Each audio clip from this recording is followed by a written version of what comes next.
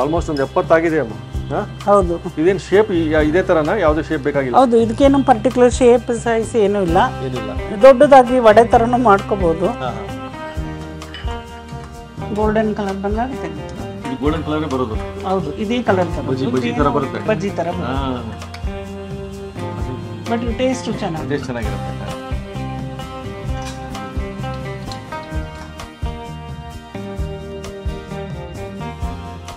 Onion pakoda ನೋಡಿರ್ತೀವಿ, ಈರುಳ್ಳಿ ಪಕೋಡ, ಈರುಳ್ಳಿ ಬಜ್ಜಿ, ಈರುಳ್ಳಿ ಸಂಡಿಗೆ.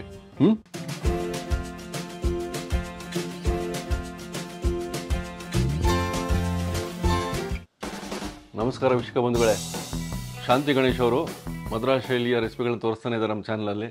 ಇವತ್ತು ಬೇಸಿಗೆಕಾಲ ಮುಗಿದ್ರೊಳಗೆ, ಇನ್ನೇನು ಮಳೆಗಾಲ ಬಂದುಬಿಟ್ಟಿದೆ, ಆದ್ರೂ ಬಿಸಿಲಿದೆ. ಸೊ ಹಾಗಾಗಿ ಈ ಸಂಡಿಗೆ ನೋಡಿ, ಯಾಕಂದರೆ ಇದು ವಿಶೇಷವಾದ ಸಂಡಿಗೆ, ಈರುಳ್ಳಿ ಸಂಡಿಗೆ ರೀ. ಊಟದ ಜೊತೆಗೆ ಅದ್ಭುತವಾಗಿರ್ತದೆ, ಆ ಫ್ಲೇವರ್ ಚೆನ್ನಾಗಿರುತ್ತೆ ಅಂತ ಹೇಳಿದ್ರೆ ಬನ್ನಿ ಅವ್ರ ಮನೆಗೆ ಹೋಗೋಣ, ಯಾವ ರೀತಿ ಈರುಳ್ಳಿ ಸಂಡಿಗೆ ಮಾಡ್ತಾರೆ ನೋಡ್ಬಿಡೋಣ. ಅಮ್ಮ ನಮಸ್ಕಾರ. ನಮಸ್ಕಾರ. ನೀವು ಹೋದ ಸಲ ಮಾಡಿ ಸಂಡಿಗೆ ಎಷ್ಟು ಜನ ಇಷ್ಟಪಟ್ಟಿದ್ದಾರೆ ನಿಮ್ಮ ಶೈಲಿಯಲ್ಲಿ, ಯಾವ್ದು ತೋರಿಸ್ತೀರಾ? ಇವತ್ತು ಈರುಳ್ಳಿ ಸಂಡಿಗೆ ಅಂತ ತೋರಿಸ್ತೀನಿ. ಈರುಳ್ಳಿ ಸಂಡಿಗೆ ಇದು ಕೂಡ ಅನ್ನಕ್ಕೆ ನೆನೆಸ್ಕೊಂಡು ತಿನ್ನಕ್ಕೆ ಇರುವಂಥದ್ದು. ಓಕೆ. ಸೊ ಇವಾಗ ಇದಕ್ಕೆ ಬೇಕಾಗಿರೋ ಸಾಮಗ್ರಿಗಳು ಏನೇನಂತ ಹೇಳ್ತೀನಿ. ಸೊ ಇವಾಗ ಮೊದಲನೇದಾಗಿ ಒಂದು 350 ಗ್ರಾಮ್ ಅಷ್ಟು ಈರುಳ್ಳಿಯನ್ನು ಸಣ್ಣದಾಗಿ ಹೆಚ್ಕೊಂಡು ಇಟ್ಕೊಂಡಿರೋದು. ಆಮೇಲೆ 75 ಗ್ರಾಮ್ ಉದ್ದಿನಬೇಳೆ, ಇದನ್ನು 2 ಅವರ್ ನೆನೆಸಿ ನೀರು ಬಸಿದು ಇಟ್ಕೊಂಡಿದ್ದೀನಿ.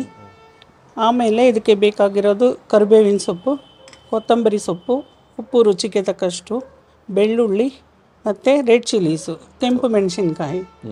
ಸೊ ಮೊದಲನೇದಾಗಿ ನಾವು ಏನು ಮಾಡಬೇಕಂದ್ರೆ ಈ ಉದ್ದಿನಬೇಳೆಯನ್ನು ಚೆನ್ನಾಗಿ ನುಣ್ಣಗೆ ರುಬ್ಕೊಂಬರಬೇಕು.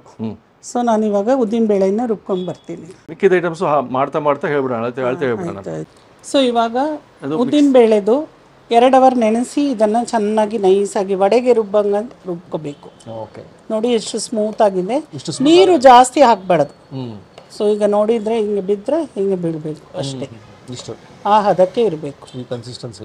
ಸೊ ಇದಕ್ಕೆ ಇನ್ನೊಂದು ಪೇಸ್ಟ್ ಮಾಡಬೇಕು ಮಸಾಲೆ. ಸೊ 1 ಹಿಡಿಯಷ್ಟು ಬೆಳ್ಳುಳ್ಳಿ, ಅದೇ 1 ಹಿಡಿಯಷ್ಟು ಕೆಂಪು ಮೆಣಸಿನ್ಕಾಯಿ. ನೀವು ಬೇಡಿಗೆ ಗುಂಟೂರು ನಾನು ಮಿಕ್ಸ್ ಮಾಡಿದ್ದೀನಿ, ನೀವು ಆ ಥರನೂ ಮಾಡ್ಕೋಬೋದು, ಯಾವುದೇ ಒಂದು ಮೆಣಸಿನ್ಕಾಯಿಲೂ ಮಾಡ್ಬೋದು. ಆಮೇಲೆ ಅರ್ಧ ಹಿಡಿಯಷ್ಟು ಉಪ್ಪು, ಇಷ್ಟು ಉಪ್ಪು. ಸೊ ಇದು 3 ಒಟ್ಟಿಗೆ ಮಿಕ್ಸಿಯಲ್ಲಿ ಪೇಸ್ಟ್ ಮಾಡ್ಕೊಂಡು ಬರಬೇಕು ಇವಾಗ. ಹೌದು, ಇವಾಗ ಮಸಾಲೆ ಮಾಡಿರೋದು ಪೇಸ್ಟ್ ರೆಡಿಯಾಗಿದೆ. ಸೊ ತೀರ ನುಣ್ಣಗೆ ಬೇಡ, ತರಿ ಇರಲಿ, ಪರವಾಗಿಲ್ಲ, ಇಷ್ಟಾದರೆ ಆಯಿತು. ಸೊ ಇವಾಗ ನಾವು ಕೆಲವರು ಖಾರ ಕಡಿಮೆ ತಗೊಳ್ತಾರೆ, ಕೆಲವರು ಖಾರ ಜಾಸ್ತಿ ತಗೊಳ್ತಾರೆ. ಸೊ ಅವ್ರಿಗೆ ನಿಮಗೆ ತಕ್ಕಂಥ ಎಷ್ಟು ಬೇಕೋ ಅಷ್ಟು ಹಾಕೋಬೋದು. ಅಂದಾಜಾಗಿ ನಾನು ಈ ಮೆಷರ್ಮೆಂಟ್ಗೆ ಎಷ್ಟು ಹಾಕಬೇಕಂತ ಹೇಳ್ತೀನಿ. ನೆಕ್ಸ್ಟ್ ಏನು ಮಾಡಬೇಕು, ಇವಾಗ ಚಾಪ್ ಮಾಡಿದ ಈರುಳ್ಳಿ, ಅದಕ್ಕೆ ಈ ಉದ್ದಿನ ಹಿಟ್ಟು,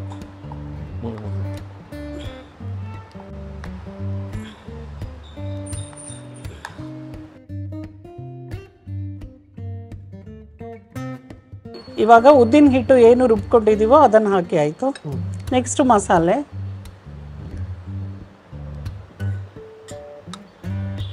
ಎರಡು ಟೇಬಲ್ ಸ್ಪೂನ್. ನೆಕ್ಸ್ಟ್ ಕರಿಬೇವಿನ ಸೊಪ್ಪು ವಾಶ್ ಮಾಡಿ ಹೆಚ್ಕೊಂಡಿದ್ದೀನಿ. ಅಷ್ಟು ಸಾಕ?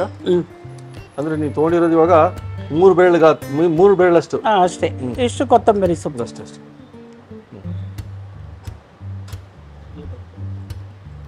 ಸೊ ಉಪ್ಪು ನಾವು ಮಸಾಲೆಗೆ ಆ್ಯಡ್ ಮಾಡ್ಕೊಂಡಿದ್ದೀವಿ. ಸೊ ಅದರಿಂದ ನಾವು ಏನು ಸೆಪ್ರೇಟಾಗಿ ಉಪ್ಪು ಮಿಕ್ಸ್ ಮಾಡಬೇಕಾಗಿರೋ ಅಗತ್ಯ ಇಲ್ಲ.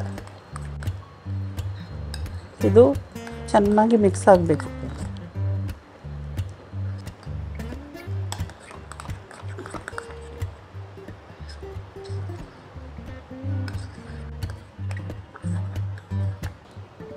ಇದು ಪ್ರತಿ ಸತಿ ಮಾಡುವಾಗ ಕೈ ಸ್ವಲ್ಪ ಒದ್ದೆ ಮಾಡ್ಕೊಳ್ಳಿ, ಆಮೇಲೆ ಒರೆಸ್ಕೊಳ್ಳಿ ಚೆನ್ನಾಗಿ. ಆಮೇಲೆ ತಿರ್ಗಾ ಈ ಬ್ಯಾಟ್ರಿ ಏನಿದೆಯೋ ಕೈಗೆ ತಗೊಂಡು, ಈ ಪ್ಲಾಸ್ಟಿಕ್ ಮೇಲೆ ಎಣ್ಣೆ ಹಚ್ಚಬೇಕಂತ ಕೇಳಿದ್ರು ಲಾಸ್ಟ್ ಟೈಮ್. ಹೌದು, ಬೇಡ, ಅಗತ್ಯ ಇಲ್ಲ. ಇದು ನೀರಿನ ಅಂಶ ಇರೋದ್ರಿಂದ ಅದು ಒಣಗಿದ್ರೆ ಅದು ಪಾಡು ಬಂದ್ಬಿಡುತ್ತೆ.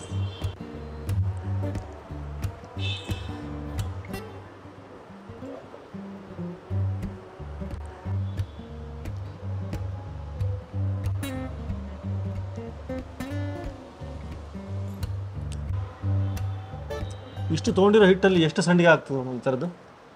ಇದು ಒಂದು 350, ಒಂದು ಅರ್ಧ kg ಬರ್ಬೋದು. ಒಂದು 50 ಆಗುತ್ತಾ? 50 ಆಗುತ್ತೆ, ಮೇಲೇನೆ ಆಗುತ್ತೆ. ಆಲ್ಮೋಸ್ಟ್ ಒಂದು 70 ಆಗಿದೆ ಅಮ್ಮ.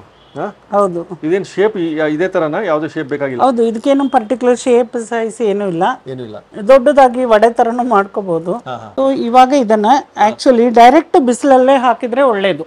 ಬಿಕಾಸ್ ಒದ್ದೆ ಎಲ್ಲೆಲ್ಲಿ ಜಾಸ್ತಿ ಇದೆಯೋ ಆ ಸಂಡಿಗೆಗಳೆಲ್ಲ ನಾವು ಡೈರೆಕ್ಟ್ ಬಿಸಿಲಲ್ಲಿ ಮಾಡಿದ್ರೇನೆ ಚೆನ್ನಾಗಿ ಬರೋದು. ಡೈರೆಕ್ಟ್ ಟೆರೆಸ್ ಮೇಲೆ ಹೋಗಿ ಮಾಡಿದ್ರೆ ಒಳ್ಳೇದು. ಆಯ್ತು.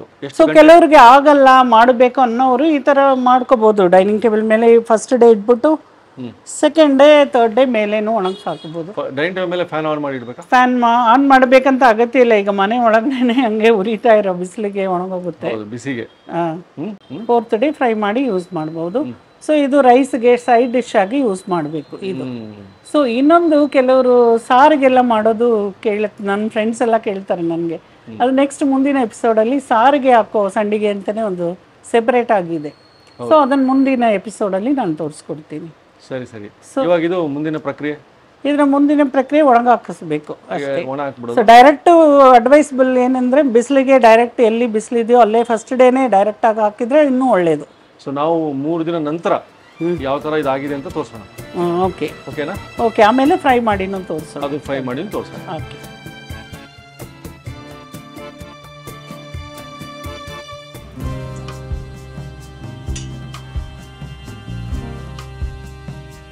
ಈ ತರ ಆಗಿರುತ್ತೆ.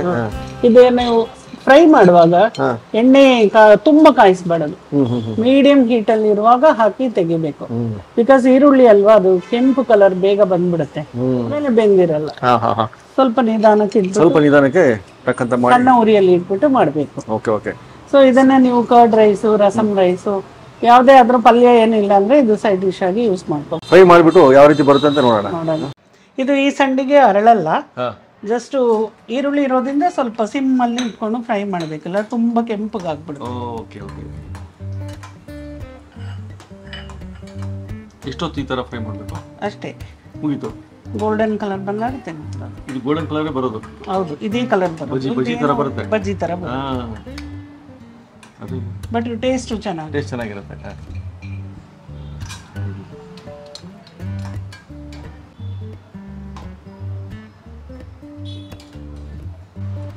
ಎಣ್ಣೆ ತುಂಬಾ ಕಾಯ್ದು ಹಾಕ್ಬಿಟ್ಟಿದ ತಕ್ಷಣ ಏನಾಗುತ್ತೆ, ಕೆಂಪಾಗ್ಬಿಡುತ್ತೆ.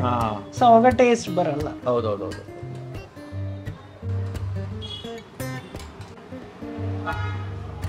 ಈ ತರ ಬರುತ್ತೆ.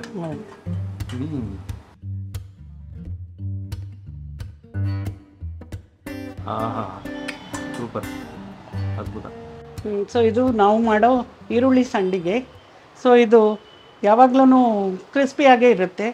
ಎಣ್ಣೆ ಬಂದು ಸ್ವಲ್ಪ ತುಂಬ ಕಾಯಿಸಿದ್ರೆ ಮಾಡಿದರೆ ಇನ್ನೂ ಚೆನ್ನಾಗಿ ಬರುತ್ತೆ. ಚೆನ್ನಾಗಿ ಬಿಸಿಲಲ್ಲಿ ಡೈರೆಕ್ಟಾಗಿ ಒಣಗಿಸ್ಬೇಕು ಇದನ್ನು, ಆಯಿತಾ? ಇದು ಸೈಡ್ ಡಿಶ್ ಆಗಿ ನೀವು ಯಾವುದೇ ರೈಸ್ಗೆ, ಚಿತ್ರಾನ್ನ ಯಾವುದಕ್ಕೆ ಬೇಕಾದರೂ ಯೂಸ್ ಮಾಡಬಹುದು. ಸೊ ಇದು ನೀವು ಎಲ್ಲರೂ ಟ್ರೈ ಮಾಡಿ ಹೇಗೆ ಬಂದಿದೆ ಅಂತ ಕಮೆಂಟ್ ಹಾಕಿ. ಸೊ ಅವಾಗ ಗೊತ್ತಾಗುತ್ತೆ. ಟ್ರೈ ಮಾಡಿ, ಈಸಿ ರೆಸಿಪಿನೇ ಇದು. ಶಾಂತಿ ಗಣೇಶ್ ಅವರು ತಮ್ಮ ಮದ್ರಾಸ್ ಶೈಲಿಯಲ್ಲಿ, ತಮ್ಮದೇ ಶೈಲಿಯಲ್ಲಿ ಒಂದು ಈರುಳ್ಳಿ ಸಂಡಿಗೆ, ನೀವು ಕೇಳಿದ್ರಿ, ನಾವು ಅಕ್ಕಿ ಸಂಡಿಗೆ ನೋಡಿದ್ವಿ, ಸಬ್ಬಕ್ಕಿ ಸಂಡಿಗೆ ನೋಡಿದ್ವಿ, ಇದು ಈರುಳ್ಳಿ ಸಂಡಿಗೆ, ಇದನ್ನು ತೋರಿಸೋಣ ಅಂತ ಕರೆದ್ರು, ಹೋಗಿದ್ವಿ, ಮಾಡಿದ್ದಾರೆ. ಈಗ ನಾವು ಅವ್ರು ಮಾಡಿದ್ದು ಯಾವ ರೀತಿ ಇದೆ ಅಂತ ಟೇಸ್ಟ್ ಮಾಡೋಣ.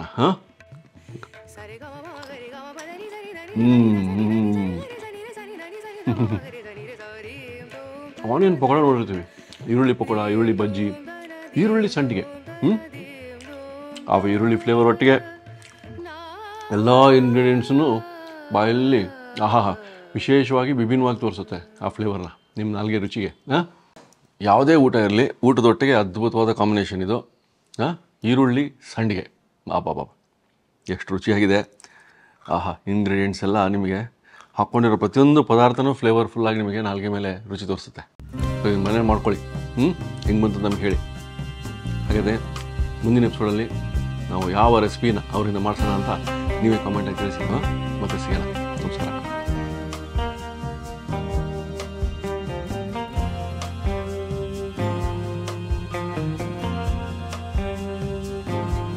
ಇನ್ನೂ ಅನೇಕ ಸ್ವಾದಿಷ್ಟ ರೆಸಿಪಿಗಳಿಗಾಗಿ ಸಬ್ಸ್ಕ್ರೈಬ್ ಮಾಡುವುದನ್ನು ಮರೆಯಬೇಡಿ.